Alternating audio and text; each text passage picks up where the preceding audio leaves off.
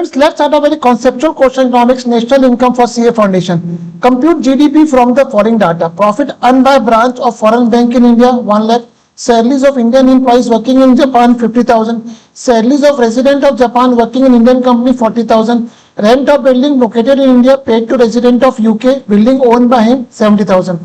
अब हमको यहाँ पे GDP निकालना है. Now GDP is the gross domestic product. GDP based on an income method is a factor income earned within India either by resident or non-resident. अब हम इन चार चीजों में से वही फैक्टर वर्कआउट करना है कि इसमें किसने इंडिया में अर्न करा है. Profit earn by branch of foreign bank in India, it's a factor income earn within India, ये मेरी काउंटिंग का पार्ट बनेगा. Salaries of Indian employ working in Japan, it's not a factor income earn within India, ये मेरी GDP का part नहीं बनेगा. Salary of resident of Japan working in Indian company से factor income earn within India, ये मेरी GDP का part बनेगा. Rent of building located in India paid to the resident of UK, it's a factor income earned within India, ये मेरी GDP का part बनेगा. Hence my GDP is 2,10,000. Hope conceptual question आपको समझ में आया होगा. Please do subscribe my channel for more such good questions. Thank you.